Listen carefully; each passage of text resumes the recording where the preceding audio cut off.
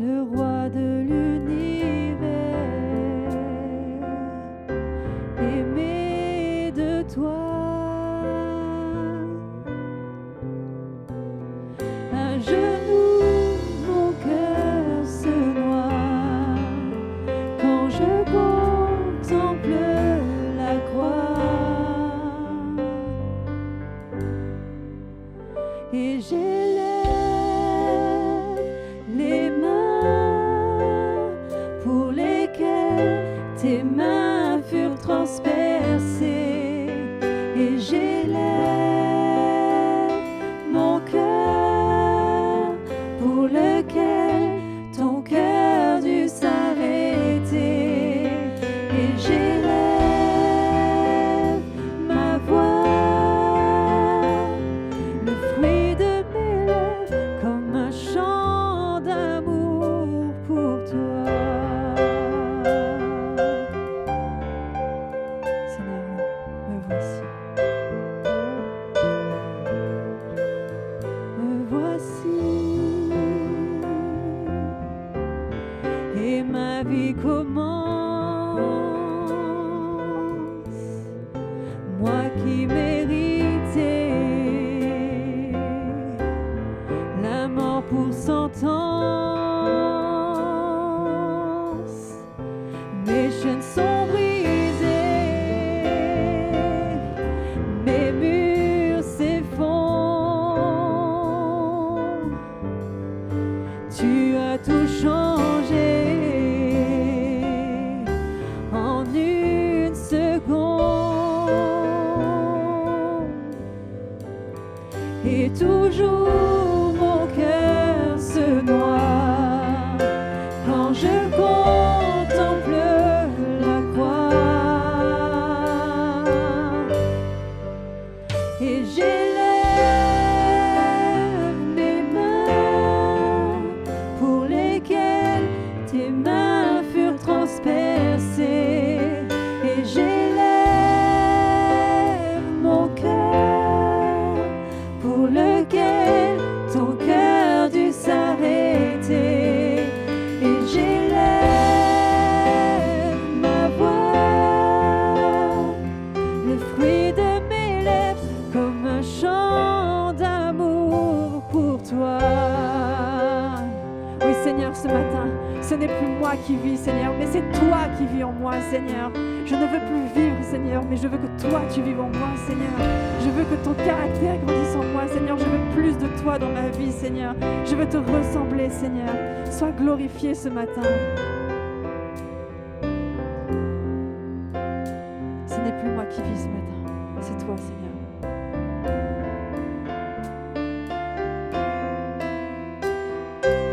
Ce n'est plus moi qui vis, ce n'est plus moi qui vis, ce n'est plus moi qui vis, c'est Christ qui vit dans moi. Ce n'est plus moi qui vis, ce n'est plus moi qui vis, ce n'est plus moi qui vis, c'est Christ qui vit en moi. Ce n'est plus moi qui vis, ce n'est plus moi qui vis, ce n'est plus moi qui vis, c'est Christ qui vit en moi. Christ qui vit en moi. Christ qui vit en moi. Seigneur, merci. Je vais encore élever les mains pour toi ce matin. Et j'élève les mains pour lesquelles tes mains furent transpercées, et j'élève mon cœur pour lequel ton cœur dut s'arrêter, et j'élève ma voix, le fruit de mes lèvres, comme un chant d'amour pour toi. Est-ce qu'on peut acclamer encore le roi des rois ce matin?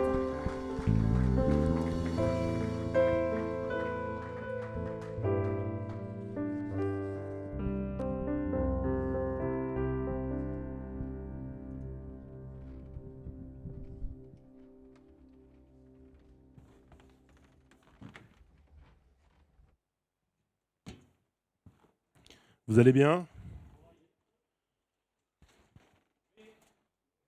Ah, je vous embêterai pas ce matin. Vous avez réussi à vous lever 1 heure plus tôt. C'est pas mal. Pas de panne d'oreiller, pas trop de difficultés. Moi, ce que je trouve fascinant, c'est que il n'y a pas beaucoup de monde, mais vous êtes tous dans le fond. Merci, merci Ferdi. Et alors, tout à l'heure, j'ai demandé à mon ami et collègue Greg, je lui ai dit, ça serait bien que tu te rapproches, ça fera un peu plus de monde devant, et très solidairement, il m'a répondu non. C'est cool d'avoir des amis, hein. Vous pouvez compter sur eux. C'est un plaisir d'être avec vous ce matin. Je vais vous avouer quelque chose. Il y a 15 jours de ça, je prêchais à Riquier, et alors que j'étais en train de faire ma prêche à Riquier et que je déroulais mes points, j'ai pensé à vous. Je me suis mis à penser à vous en plein milieu de ma prêche. Et du coup, je me suis dit, cette prêche que tu es en train de faire, faut que tu l'amènes à Saint-Laurent. Et comme je savais que je prêchais, que c'était moi qui apportais le message ce matin, je me suis dit, très bien, je vais reprendre ma prêche, je vais la retravailler et je vais vous l'apporter. Et pourquoi j'avais à cœur de vous amener cette prédication-là? Parce que le message que je veux vous confier ce matin, c'est une grande vérité qu'on oublie trop souvent. Je ne sais pas à quoi ressemble votre début d'année 2022, mais dernièrement, on a retiré les masques, ça fait du bien. Et pourtant, vous avez remarqué, on a enlevé les masques, mais l'ambiance, c'est pas ça, hein. C'est compliqué. Si vous allumez les informations, moi je ne les regarde plus, mais si vous regardez les informations, il y a problème géopolitique, problème économique, l'essence est rendue à 2 euros, la France va mal. En fait, on a l'impression qu'on a retiré les masques, on a l'impression qu'on va enfin sortir de cette période de pandémie, et que pendant 2 ans, on était tellement concentré sur cette période de pandémie que on ne voyait pas les autres problèmes et qui sont tous pointés d'un seul coup. Moi, je peux vous dire, mon début d'année 2022, j'ai connu des meilleures années, quoi. Et des problèmes, et des problèmes. Et c'est mon impression ce matin. Mon impression est que, en ce moment, on a des difficultés et que ça ne va pas aller en s'arrangeant. Vous êtes contente, vous êtes levée ce matin? Il y en a plein qui se disent, waouh, ce matin, le message va être plein de motivation. Me voilà, dépression. Ok. Oubliez ce que je viens de dire, je vais refaire une autre introduction. On va faire une autre introduction, une plus positive. Ok? On va faire ça. Moi, ce que j'aime bien quand je lis un texte dans la parole de Dieu, c'est essayer de me mettre à la place des personnes qui sont dans ce texte. C'est pas forcément facile. Parce que souvent, les auteurs bibliques, ils sont assez prudes. Ils ne nous livrent pas tous les ressentis des héros. Et très souvent, même si on met beaucoup d'empathie dans le texte, c'est pas toujours facile de se dire comment est-ce que cette personne a vécu cette situation. Si je prends le cas par exemple de Jochebed, vous voyez qui est Jochebed? Il y en a qui lisent leurs paroles, et il y en a d'autres qui sont, je ne vois vraiment pas de qui il parle. Je suis perdu. Ne vous inquiétez pas, c'est normal. Jochebed, c'est une jeune mère de 3 enfants, et l'histoire qui la concerne, à l'intérieur de cette histoire, elle n'est même pas nommée. Donc c'est pour ça que vous êtes peut-être en train de vous dire, je ne vois toujours pas qui c'est. En fait, si vous voulez savoir son nom, il faut fouiller un peu dans les généalogies, vous savez, ces passages palpitants dans la Bible, pour savoir qui c'est. Mais vous allez voir, cette histoire, vous l'avez déjà entendue des dizaines et des dizaines de fois. N'affiche toujours pas le texte, hein. Pour l'instant, laisse comme ça. Je vais vous lire l'histoire qui la concerne. Un homme de la famille de Lévi avait pris pour femme une Lévite. Bon, jusque-là, c'est bon. Cette femme fut enceinte et mit au monde un fils. Ok. Elle vit qu'il était beau. C'est pas un problème de parents, ça. Vous avez remarqué que les parents, ils trouvent toujours leur bébé beau. Pourtant, quand ils regardent un bébé, c'est fripé, c'est plein de pétéchis, ça pleure tout le temps. Mais pourtant, tous les parents trouvent leurs enfants beaux, magnifiques, extraordinaires. Même moi, hein. Même Évangéline, avec des capes partout dans une couveuse, je la trouvais magnifique. C'est pas, on doit sécréter de la THC, une forme de drogue qui nous fait halluciner quand on devient parent. Et souvent, je ne sais pas si ça vous est déjà arrivé de vous retrouver dans cette situation où les parents vous tendent leur bébé et ils attendent quelque chose en retour. Et tu sais, là, tu peux pas dire, bah tu sais, tous les goûts sont dans la nature, ça se fait pas. Tu sais pas trop quoi répondre, t'es comme... Ma femme, elle a une astuce, je vous la donne. En même temps, je la grille comme ça un petit peu. Ma femme, elle va dire, oh, je me souviens pas que c'était aussi petit. Bah ouais, tu m'étonnes. Mais tous les parents trouvent leur bébé beau. Je plaisante avec ça, mais c'est pour vous montrer que quand on lit le début de ce texte, on peut y mettre quelque chose de très festif, quelque chose de très sympathique. Pourtant, regardez, dans la même phrase, alors que l'auteur dit « Elle vit qu'il était beau et elle le cacha pendant 3 mois ». Et là, on se dit « Qu'est-ce qui se passe ?» Attends, on n'est pas à la fête. Et on s'entend que cacher un bébé, ces petits êtres-là ne sont pas les trucs les plus discrets au monde. Un bébé, ça a 2 modes de communication.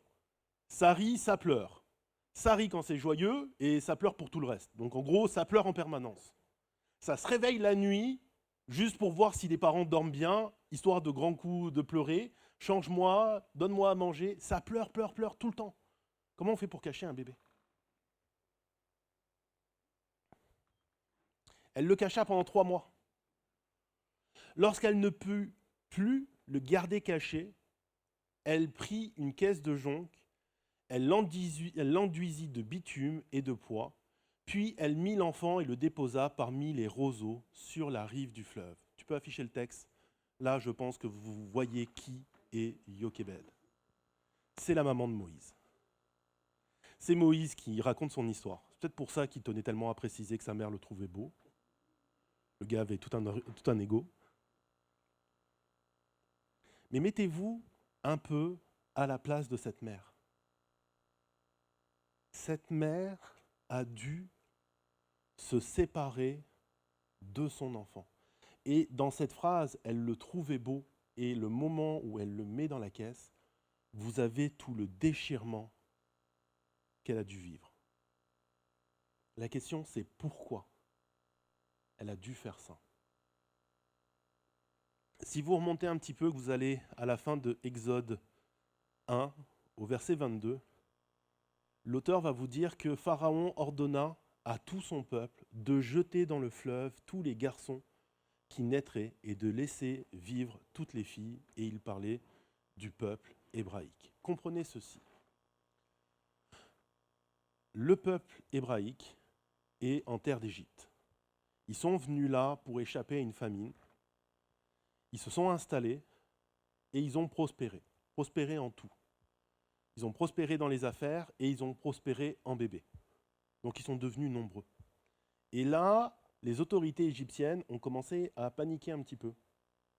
Parce qu'ils avaient peur que le peuple, devenant plus nombreux, renverse les Égyptiens et prenne le contrôle de leur territoire.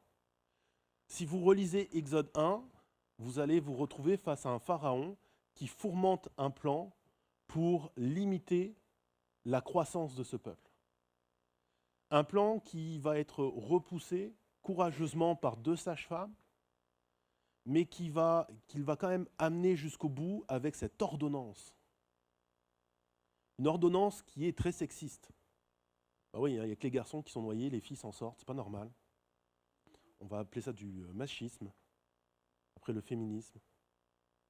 Non mais quand on y réfléchit, ça a une logique. Chez les Égyptiens, vous étiez Égyptiens parce que votre père était Égyptien. Donc, c'était pour eux une façon d'assimiler le peuple. Vous me suivez? C'est encore pire que ce que c'était. Et Jochebed, elle va être enceinte, elle va accoucher, et c'est seulement le moment où elle accouche qu'elle sait que c'est un garçon. Parce que bon, à l'époque, pas d'échographie, pas de péridurale. Ça devait être un bonheur d'accoucher à cette époque-là. Moi, je ne sais pas ce que c'est, je suis un garçon. J'ai juste réussi à ne pas m'évanouir 2 fois.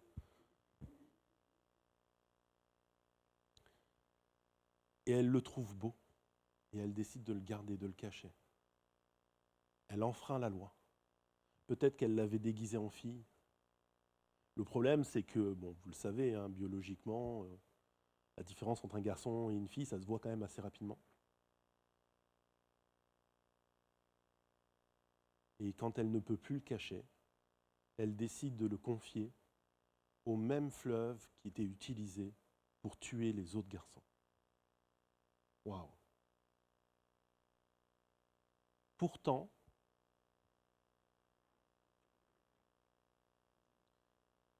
elle n'avait rien fait pour mériter ça.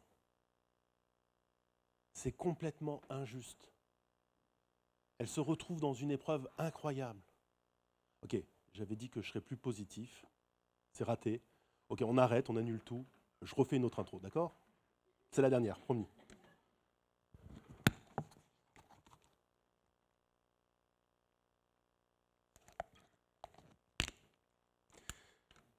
Histoire d'être positif, ce matin, je vous ai amené un de mes livres préférés. Ce livre s'appelle « Le chemin le moins fréquenté ». Il a été écrit par un psychiatre américain qui s'appelle Scott Peck. C'est un livre que vous trouverez dans n'importe quelle librairie, même la Fnac, dans le rayon développement personnel. Qu'est-ce que le développement personnel? C'est cette pratique qui a échappé un petit peu à la psychologie, qui s'intéresse à l'épanouissement des individus. Comment faire face à la vie et comment avancer dans la vie et trouver le bonheur. Ce sont des livres qui ont un petit côté parfois intéressant parce qu'ils commencent toujours par un beau chapitre où on a l'impression que les auteurs essayent de vous passer de la pommade à coups de promesses en vous disant « si vous suivez les principes qu'il y a dans ce livre, si vous mettez en place tout ce qu'il y a là, il va se produire ceci, il va se produire cela. » Ce n'est pas le cas de Scott Peck. Scott Peck, il s'est dit « la meilleure chose pour apprendre à faire face à la vie, c'est de commencer par la réalité et la vérité. » Je me souviens quand j'ai acheté ce livre, c'est une anecdote que j'ai déjà racontée plusieurs fois, j'étais dans une période de ma vie où ça allait pas très bien. Je l'ai acheté, je pense que c'était sur les conseils d'un professeur, il en avait parlé dans un cours. Je l'ai acheté sans même l'ouvrir, sans même quoi que ce soit. Ça m'a tellement plu ce que le prof en a dit que je l'ai acheté tout de suite.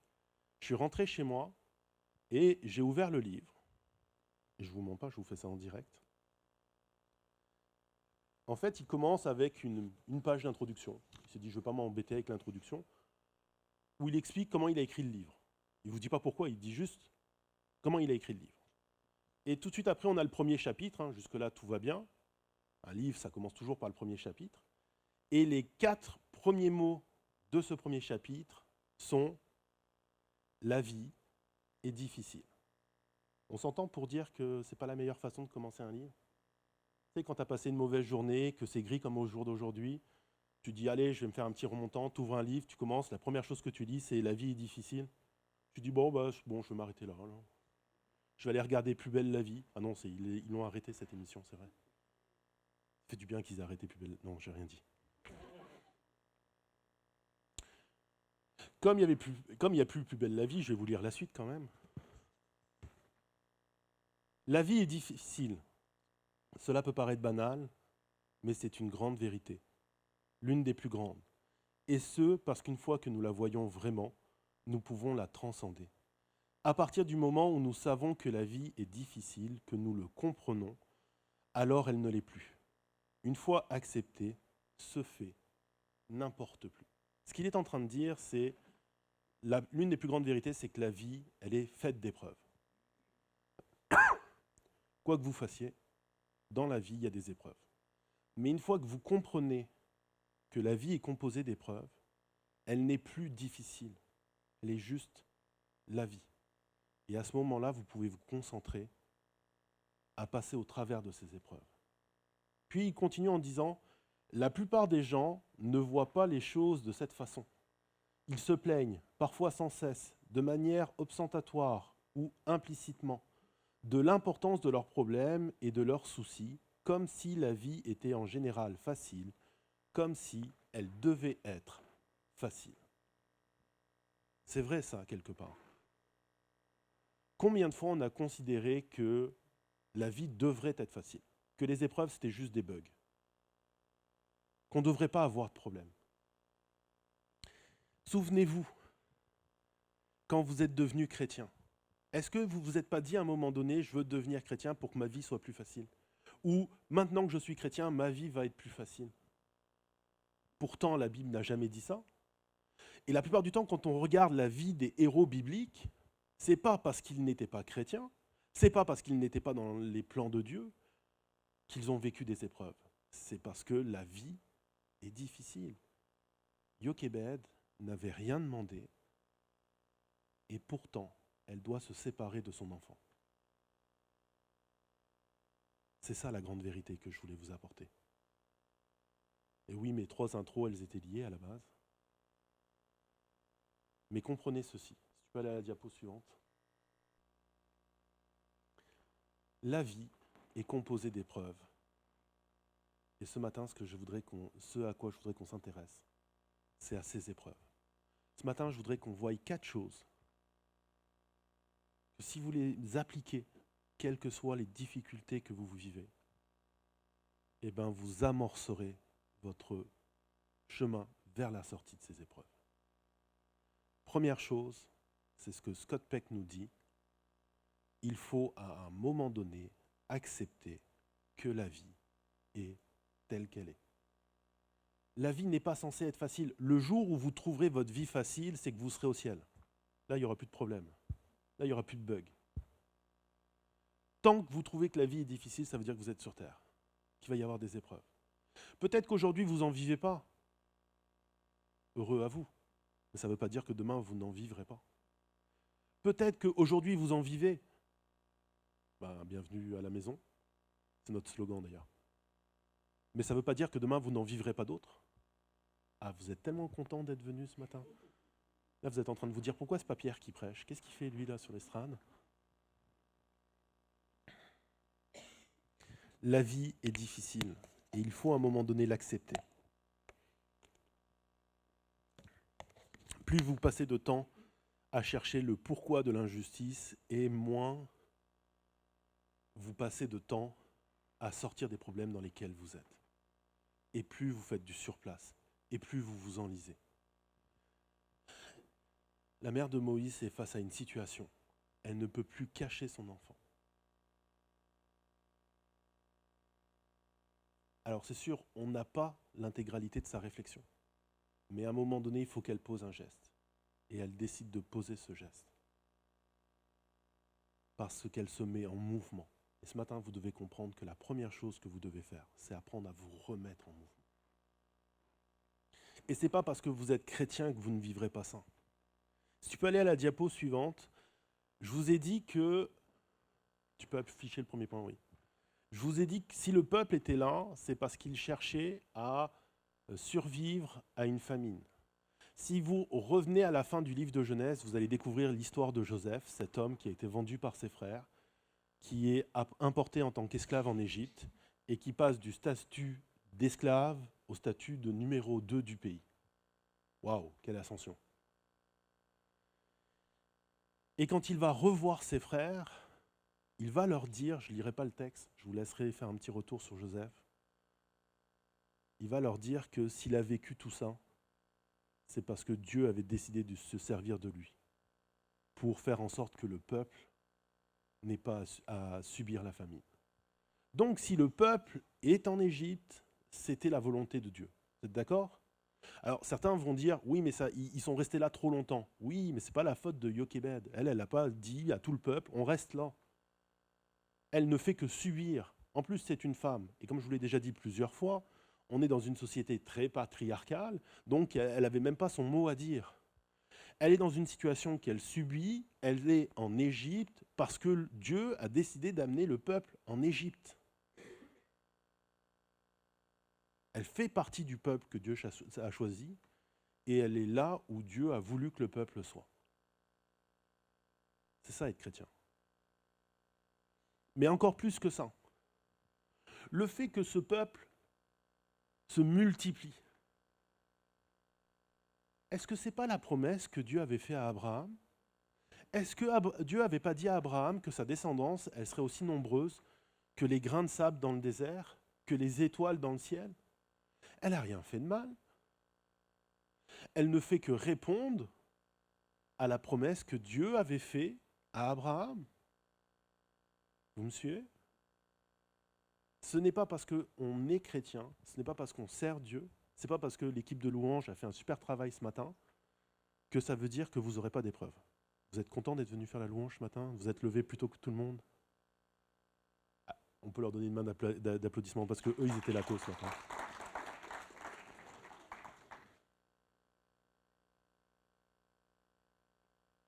Être chrétien ne veut pas dire qu'on ne vivra pas d'épreuves. Alors du coup là, vous êtes peut-être en train de vous dire, mais alors c'est quoi l'intérêt d'être chrétien? Ah bah ça c'est une autre question.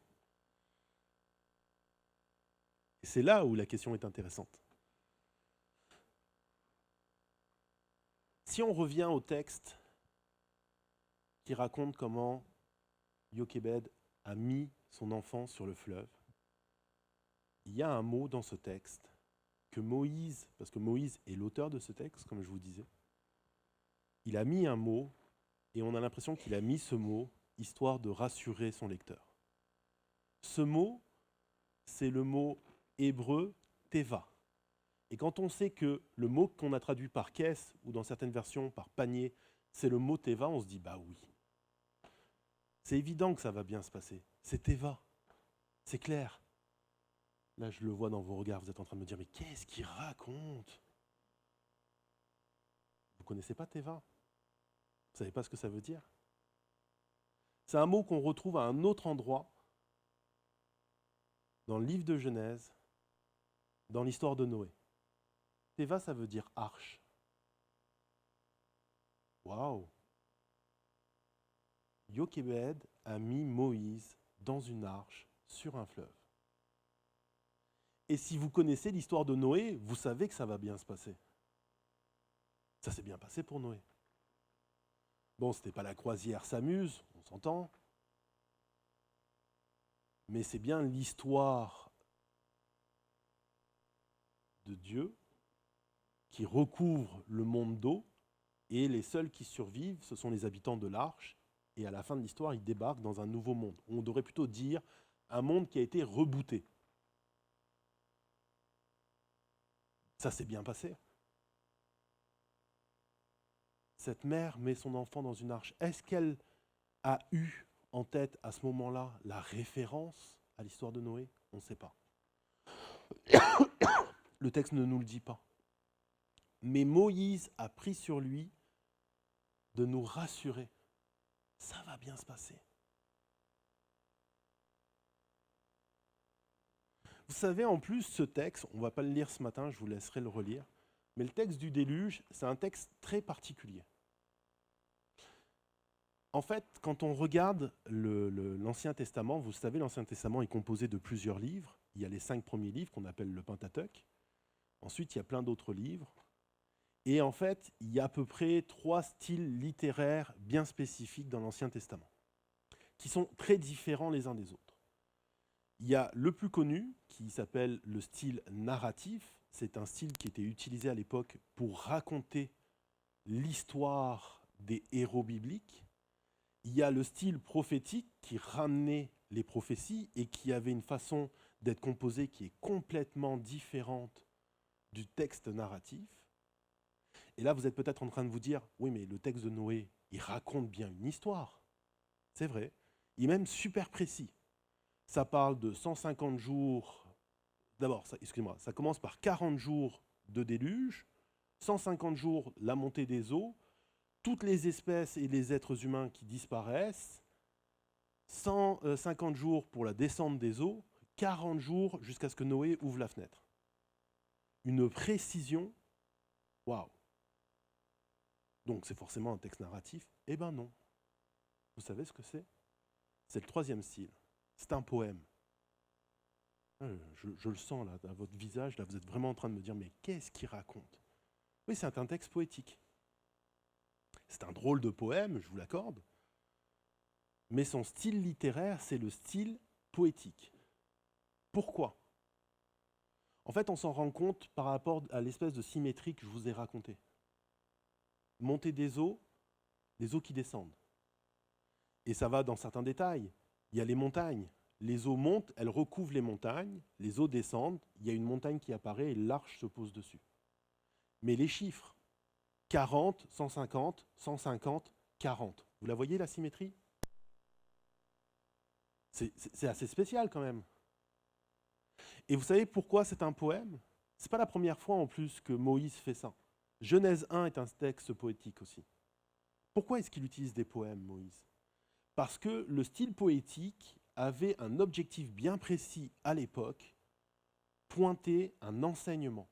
Quand vous prenez un psaume, vous vous dites juste « Oh, c'est beau, c'est tellement magnifique ». Non, c'est un poème. Ce texte-là a un enseignement bien précis. Et souvent, pour retrouver l'enseignement, il faut regarder la structure. Donc, comme je vous disais, le déluge, c'est un texte qui est symétrique. Il faut retrouver cet axe de symétrie, le verset qui fait la symétrie. Et ce verset, il est en Genèse 8 au verset 1. Dieu se souvint de Noé et des gens qui habitaient dans l'arche.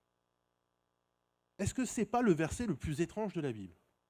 Si on fait une mise en situation, Dieu, il est en mode, allez, on fait monter les eaux, et d'un seul coup, il fait, tiens, c'est quoi ce truc ? Ah ben oui, l'arche ! Je l'avais oublié. Est-ce que ça correspond à votre image du Dieu omniscient, celui qui sait tout ? Est-ce que ça correspond à l'image que vous faites de Dieu ? Dieu qui, d'un seul coup, était tellement occupé, tellement dans ses affaires, qu'il fait, ah oui, l'arche. C'est vrai que j'avais demandé à Noé de faire une arche. Alors pourquoi c'est noté Dieu se souvint ? Parce que Moïse, comme je vous l'ai dit, était un auteur assez prude avec les sentiments des gens. Et en fait, ce qu'il faut comprendre, ce n'est pas Dieu qui se souvint. C'est Noé qui a l'impression que Dieu l'a oublié. Ça peut se comprendre. Si vous regardez la description de l'arche, c'est une caisse. Le même genre de caisse dans lequel a été déposé Moïse. C'est une caisse, pas de gouvernail. Une caisse dans laquelle il y a Noé, toute sa famille, et 2 représentants de chaque espèce qui marchaient ou rampaient sur la terre. Je ne vous raconte pas l'odeur. Et je ne sais pas pourquoi, ils ont fait une fenêtre.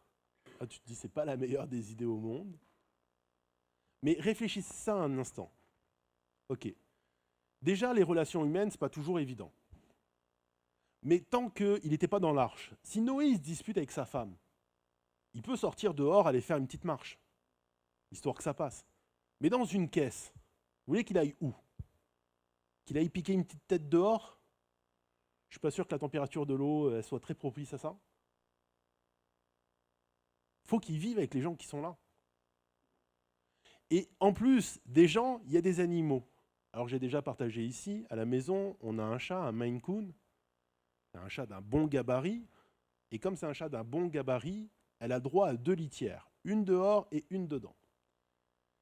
Et cette saleté, chaque soir quand on veut se coucher, elle décide d'aller lâcher un petit cadeau bien odorant dans la litière qui est dedans, pas loin de notre chambre. On les aime tellement, ces animaux. Mais là, c'est juste un chat. Noé, lui, il y a des chats, des chiens, des bœufs, des ours, des éléphants. Vous avez déjà changé une litière d'éléphant, vous ?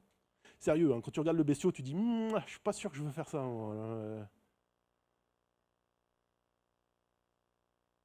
Et tout le monde est là dans cette caisse-là, dans cette odeur-là. À mon avis, il ne devait plus avoir de nez à la fin du voyage. Avec ces gris dehors, c'est tout le temps gris, il pleut.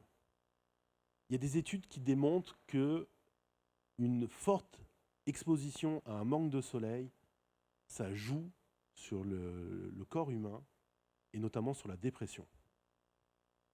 150 jours. Il pleut, puis après l'eau s'en va. Wesh. On s'entend qu'effectivement, au bout d'un moment, Noé pouvait avoir l'impression que Dieu l'avait oublié. Sauf que la réalité, c'est que Dieu ne l'a jamais oublié. Dieu est toujours présent. Dieu ne vous oubliera pas, quelle que soit l'arche dans laquelle vous êtes, quel que soit le fleuve que vous devez affronter. Dieu ne vous oublie pas. Vous êtes d'accord avec moi ce matin? C'est ça l'enseignement du texte, du poème du déluge. Dieu ne nous oublie pas. Premièrement, accepter que la vie est difficile. Deuxièmement, se souvenir que Dieu ne nous oublie pas. Quand on a l'impression que Dieu nous a oubliés, la réalité, c'est que c'est nous qui nous sommes nous-mêmes oubliés. C'est nous qui avons oublié que Dieu ne nous a pas oubliés. C'est nous qui, à un moment donné, sans s'en rendre compte, on a lâché la main de Dieu et on est parti dans les problèmes, la tête la première, et au bout d'un moment, on ne sait plus où on en est. Et on est là, où je suis. Pas de GPS, pas de téléphone portable, perdu en plein milieu des problèmes. C'est pas que Dieu nous a oubliés, c'est nous qui avons lâché. Il faut à un moment donné se rasseoir, flexi sur les genoux. Ça fait du bien ça au corps. Et redemander à Dieu de revenir. L'arche n'avait pas de gouvernail. Vous savez qu'elle n'en avait pas besoin? Elle avait un gouvernail, c'était Dieu. Pas besoin d'autre chose.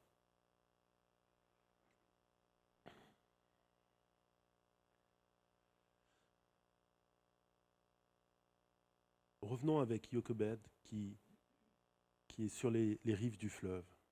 Qu'est-ce qui a poussé son geste? Est-ce la foi ou est-ce le désespoir?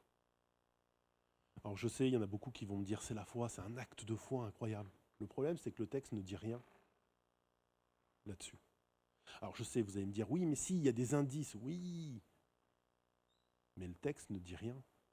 Le texte ne nous dit pas comment est-ce qu'elle a vécu ça. Est-ce qu'elle lui a chanté une berceuse? Est-ce qu'elle lui a changé une dernière fois sa couche? Est-ce qu'elle l'a admiré une dernière fois? Le texte ne dit rien de tout ça. Oui, mais regarde, si tu lis la suite, tu vas te rendre compte qu'elle ne l'a pas laissé tout seul. La sœur de l'enfant se posta à une certaine distance pour savoir ce qui lui arrivait. Oui, mais le problème, c'est qu'on ne sait pas si Myriam fait ça parce que sa mère lui a demandé, ou si c'est de sa propre initiative. Vous me suivez?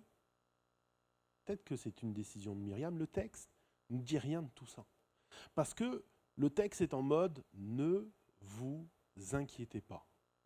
Dieu se souvient de Moïse. Et effectivement, or la fille de Pharaon descendit au fleuve pour se baigner, tandis que les servantes se promenaient le long du fleuve. Elle vit la caisse au milieu des roseaux et envoya sa servante le prendre. Quand elle l'ouvrit, elle vit l'enfant. C'était un petit garçon qui pleurait. Prise de pitié pour lui, elle dit « C'est un enfant des Hébreux ».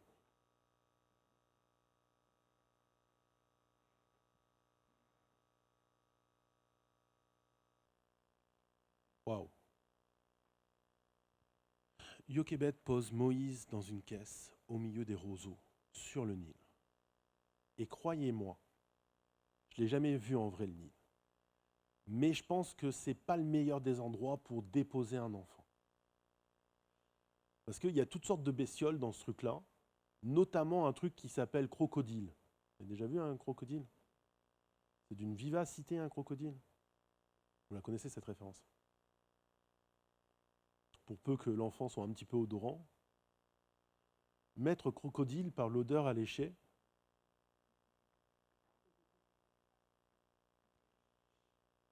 Myriam va surveiller les bords, et là, à un moment donné, quelle coïncidence incroyable, la fille de Pharaon est là. Quel hasard incroyable. C'est là où nous, on y voit un plan de la part de cette femme. C'est vrai, parce qu'à l'époque, alors est-ce que c'était une coutume ou plutôt une superstition? Les archéologues ne sont pas tous d'accord là-dessus, mais ça arrivait fréquemment que les membres de la famille royale viennent au Nil pour se purifier. C'était un espèce de culte, je crois, au dieu serpent. Ils ont tellement de dieux, les Égyptiens, que ma mémoire vrille un petit peu. mais c'était connu. Sauf que, on va être honnête, je ne crois pas que la famille royale affichait le planning de leur baignade avec le nom des personnes. Parce que faire ça, c'est le meilleur moyen de te faire attaquer quand tu es un membre de la famille royale. C'est un peu une invitation aux brigands à t'attaquer. Venez m'attaquer tel jour, à tel endroit, sur telle rive du fleuve, je me baigne. Et autre chose que ne pouvait pas prévoir cette femme, c'est que la fille de Pharaon prendrait en pitié Moïse, qu'elle aussi, elle le trouverait beau. Vous me suivez? Alors, est-ce que c'est de la foi ou du désespoir? Vous savez, la vérité est souvent entre les deux. C'est-à-dire que dans son désespoir, elle décide parfois de confier Moïse à Dieu. Quelle précision! Alors qu'il est dans les roseaux, il va être repéré. Vous savez, ces petits hasards que certains appellent les beaux hasards de la vie, moi j'appelle ça la bonté de Dieu. Si vous prenez un de mes livres préférés dans la Bible, le livre d'Esther, c'est un livre magnifique. Lisez le livre d'Esther. C'est l'un des rares livres de l'Ancien Testament où il n'est pas écrit « Dieu fit ceci, Dieu fit cela ». Mais c'est un livre qui parle d'un plan qui a été fourmenté pour exterminer le peuple juif qui est en captivité à Babylone, et ce plan va se retourner avec une telle précision contre ceux qui l'ont fourmenté que c'est impossible de dire que c'est du hasard. C'est la bonté de Dieu. Dieu ne nous oublie pas. Dieu fera toujours sa part. La question, c'est est-ce que nous ferons notre part à nous? La part de cette femme était de mettre cet enfant dans cette caisse et de le remettre au fleuve. Ne dit-on pas en France que la vie n'est pas un long fleuve tranquille? La vie, elle est comme ça, elle est difficile. Et ces fleuves-là, ils ne sont pas simples. Ils sont remplis de toutes sortes de bestioles, de toutes sortes de courants. Parfois, on en a assez, parfois on voudrait que ça s'arrête. On voudrait que l'arche, elle arrête de tanguer. Mais votre arche n'a pas besoin d'un gouvernail, parce que ce gouvernail-là, c'est Dieu. Il faut prendre confiance.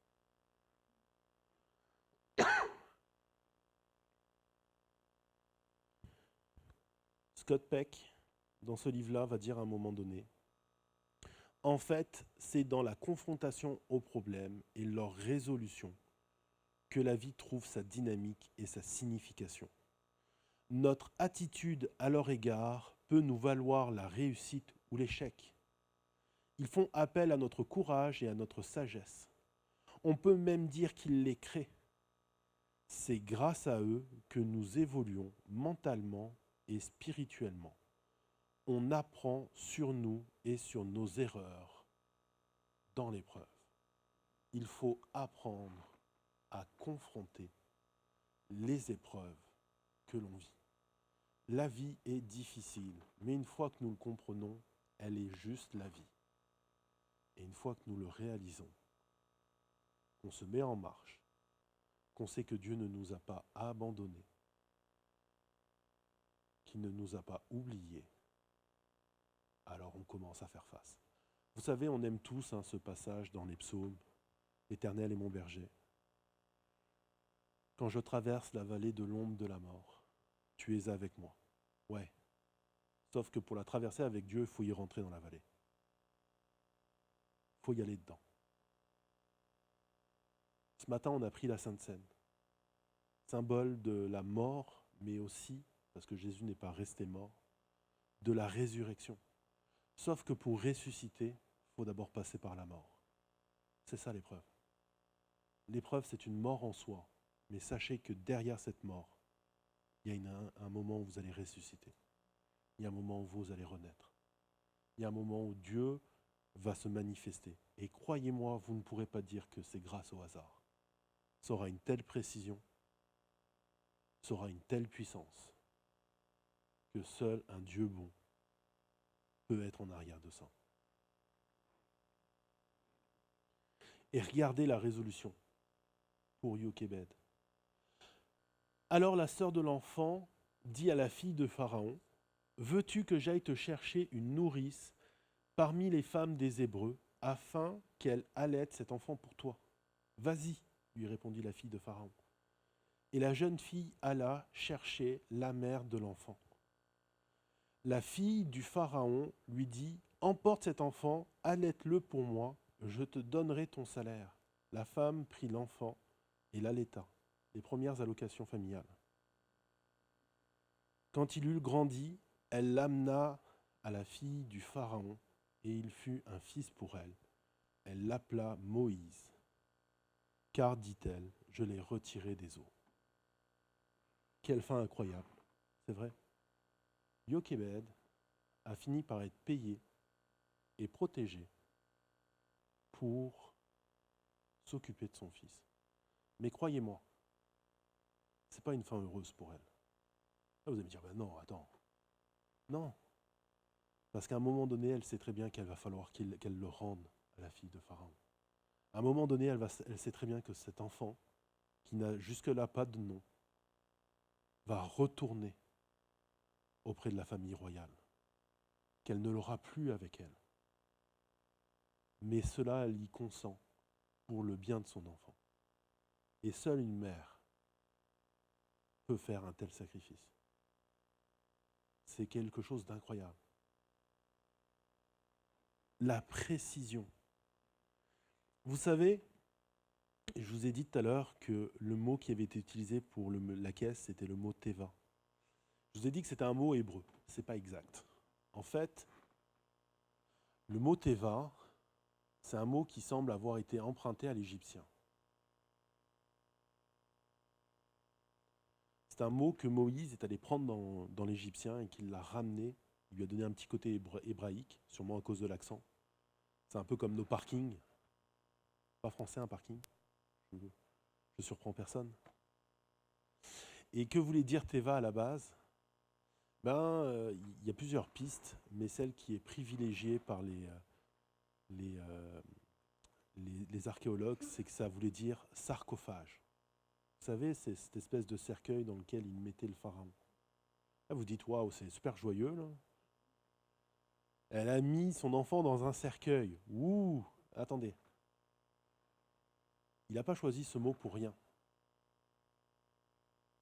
Si vous y connaissez un petit peu en culture égyptienne, vous savez qu'un sarcophage, c'était considéré comme un vaisseau, un bateau, qui amenait le pharaon de sa vie sur terre à leur paradis à eux des Égyptiens.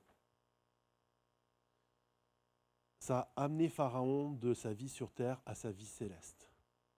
C'est ça que fait l'arche de Noé. On a dit tout à l'heure, ça a amené Noé, sa famille et tous les animaux d'un monde vers un nouveau monde, un monde qui a été rebooté.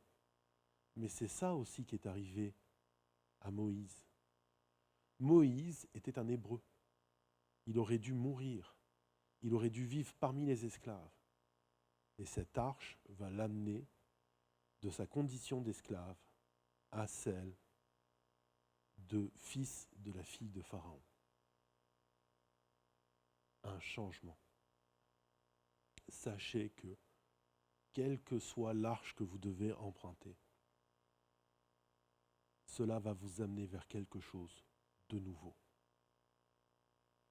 Vous quittez une ancienne condition vers une nouvelle condition. C'est ça que voulait dire Scott Peck, dans le fait que nous apprenons de nos épreuves, nous évoluons, nous comprenons de nos erreurs.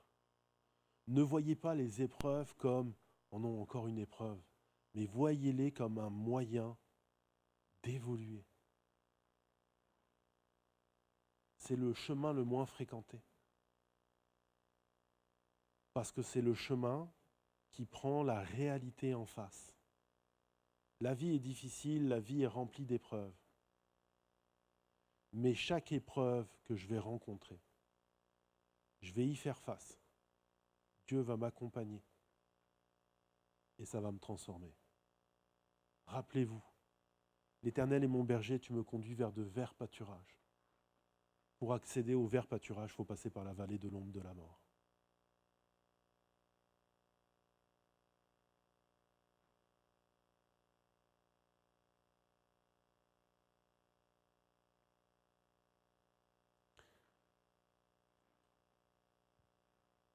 Jochebed a mis sa foi en action. Ça, c'est le troisième point. Il est très important. Focalisez sur les promesses et mettez votre foi en action. Et là, je sais ce que vous allez me dire. Oui, mais pasteur, tu sais, moi, de la foi, j'en ai pas beaucoup. Avez-vous remarqué qu'on ne sait pas combien de foi avait Jochebed? C'est pas ça qui est important. Ce qui est important, c'est pas de savoir si vous avez une grande ou une petite foi.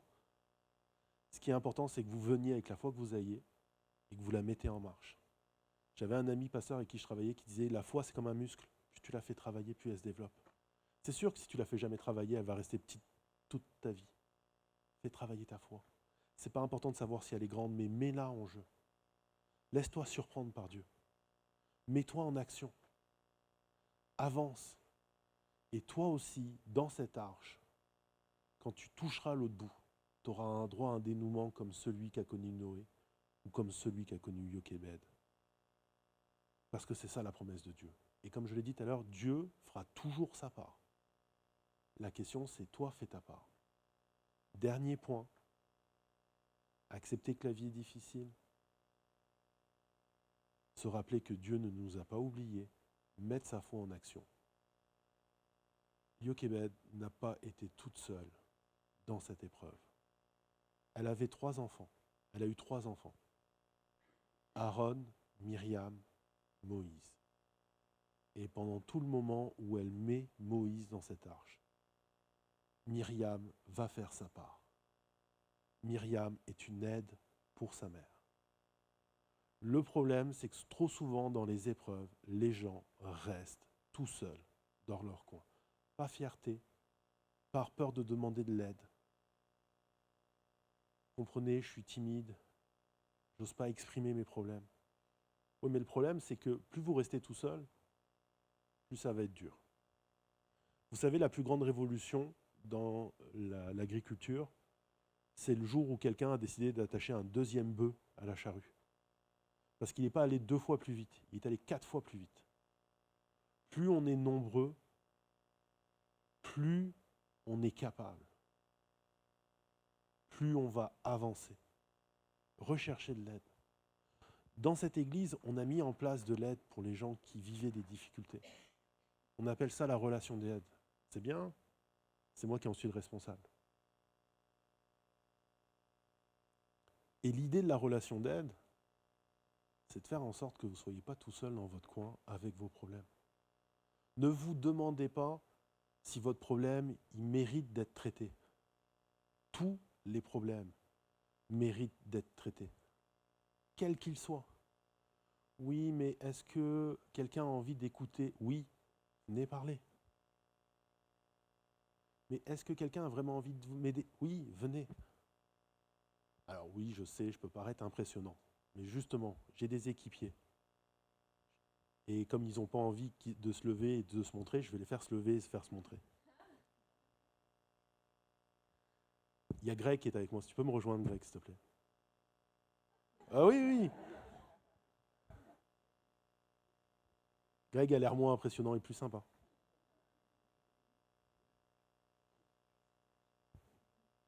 Et il y a Eva qui est avec nous aussi, si tu veux nous rejoindre.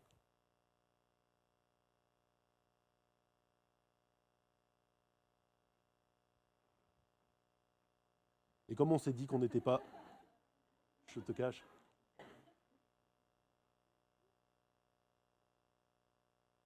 Et comme on s'est dit qu'on n'était pas assez nombreux, ben on a demandé aussi à Jean-Philippe et Nadine de venir nous donner un petit coup de main. Si vous revenez, venez. Oui. Je savais que vous ne vouliez pas vous montrer. Mais non, mais si je vous avais mis au courant, vous m'auriez dissuadé de le faire.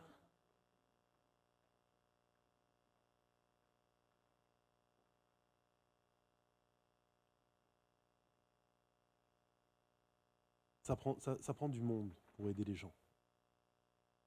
Et vous pouvez me croire, mais ils sont volontaires pour vous aider.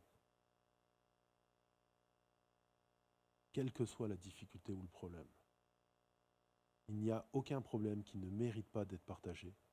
Il n'y a aucun problème qui ne mérite pas d'être traité. Et en plus, parce que ça ne suffisait pas, on a Dieu qui est avec nous. très honnêtement, ne restez pas tout seul avec vos problèmes. D'accord ? On va finir ce matin avec un mot de prière et juste après, la louange va nous interpréter un dernier chant. Si vous pouvez monter d'ailleurs. Plus on est nombreux, oui, allez-y. Merci beaucoup d'être...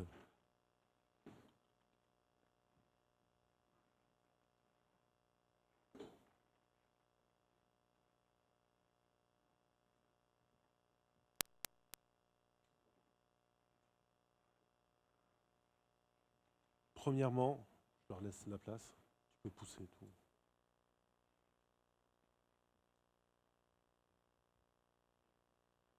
La vie est difficile. Oui, mais bon, une fois qu'on l'a compris, une fois qu'on le sait, on peut la transcender. On peut passer au travers d'elle. Elle n'est plus difficile, elle est simplement la vie. Dieu ne nous oublie jamais. Inscrivez-le quelque part. Faites-vous le tatouer sur le corps s'il le faut. Mais n'imaginez jamais que Dieu vous a oublié parce que vous vous mentez à vous-même. Dieu ne vous oublie pas. Inscrivez-le partout chez vous, sur des post-it si vous voulez. Mais notez-le, Dieu ne vous oubliera jamais. Il ne vous a pas oublié, il ne vous oublie pas et il ne vous oubliera pas. Jamais. Si vous avez l'impression que Dieu n'est pas là, c'est parce que c'est vous qui vous êtes oublié.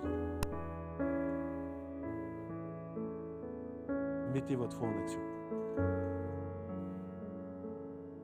Être chrétien, ça ne veut pas dire être parfait. Être chrétien, ça ne veut pas forcément dire être le meilleur, être le plus spirituel. Vous savez, on est tous un petit peu parfaits à notre façon et imparfaits aussi. Heureusement que c'est eux qui vous font la louange et pas moi. Parce que je vous dis, vous serez déjà tous partis. Il n'y aura plus personne dans la salle. On a tous des talents. Heureusement qu'on a des gens de prière comme Jean-Philippe et Nadine. Heureusement qu'on a des gens de cœur pour animer la table, l'ordinateur et la retransmission. Heureusement qu'on a des gens à l'accueil, des gens au parking, des gens qui servent. On n'est pas parfait. On a tous des défauts. Mais c'est pas ça qui est important. Ce qui est important, c'est de venir avec ce qu'on a. Vous savez, le petit garçon qui amène les pains et les poissons, c'est tout ce qu'il a. Et c'est ça qui remet. C'est ce que fait Jochebed. Elle amène tout ce qu'elle a dans cette arche. Cet enfant qu'elle trouve si beau, elle le remet à Dieu. Et vous connaissez l'histoire de Moïse. Vous savez ce par quoi ça va passer. Il a fallu que ça passe par cette journée sur les bords du Nil. Par ce déchirement. Mais elle avait mis sa foi en action. Et enfin, ne restez pas seul. Ne restez pas silencieux. Vous savez, on dit que Satan, c'est le prince du mensonge, parce que Satan vous fera toujours croire deux choses. Personne n'a envie d'entendre parler de vos problèmes, personne ne veut vous aider avec vos problèmes. Ça, c'est ses deux plus gros mensonges, mais c'est des mensonges, c'est pas vrai. Dieu a toujours dit, je prends tout, donnez-moi tout. Quel que soit le problème, quelle que soit sa grandeur. À une époque, quand j'étais aux études, avec Séverine, on est passé par une difficulté financière et le seul plaisir qu'on avait, c'était un petit lecteur DVD. Et un jour, ce lecteur DVD, il a cassé. Vous savez ce qu'elle a fait, Séverine? Elle a prié. Et le lecteur DVD a remarché. Un lecteur DVD. Qui prie pour un lecteur DVD, Séverine? Et ça a marché. Il n'y a pas de petits problèmes. Il n'y a pas de problème insoluble. Il y a les solutions de Dieu. Et aucune solution n'est plus merveilleuse que la solution de Dieu. Amen. Merci Seigneur pour ce matin, Seigneur. Merci pour cette vérité. Oui, on sait qu'un jour la vie sera facile quand on sera là-haut avec toi, Seigneur, mais présentement, elle est ce qu'elle est. Et on va devoir y faire face. On va devoir l'affronter.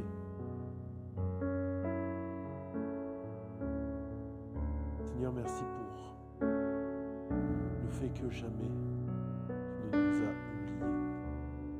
Tu nous as toi-même appelés tes enfants. Tu as toi-même payé le prix pour que nous soyons appelés tes enfants. Tu nous as tellement aimés. Comment pourrais-tu nous oublier? Voici, Seigneur, le peu de foi que j'ai. Je la remets devant toi. Je vais agir, Seigneur. Je vais faire ma part. Je vais le prendre sur moi. Oui, il n'y a pas de gouvernail dans mon arche, mais j'en ai pas besoin parce que tu es le gouvernail de ma vie. J'abandonne ma vie entre tes mains. Seigneur, merci pour chacune des personnes qui est présente ce matin, Seigneur. Chaque personne qui s'est levée pour écouter ton message, que ça soit dans la salle ou sur Internet. Merci pour chacune des personnes qui est là. Merci pour ce que tu vas faire dans leur vie. Merci pour ces arches que tu vas leur aider à construire, Seigneur. Merci pour ces arches que tu vas gouverner, Seigneur. Merci pour ces choses incroyables que tu vas faire, Seigneur. Merci pour tout. Et à partir d'aujourd'hui, la vie n'est plus difficile, elle est seulement la vie. Dans le nom précieux de Jésus. Amen. Vous savez ce que ça veut dire, Amen? Ça veut dire je suis d'accord. Vous êtes d'accord avec ça?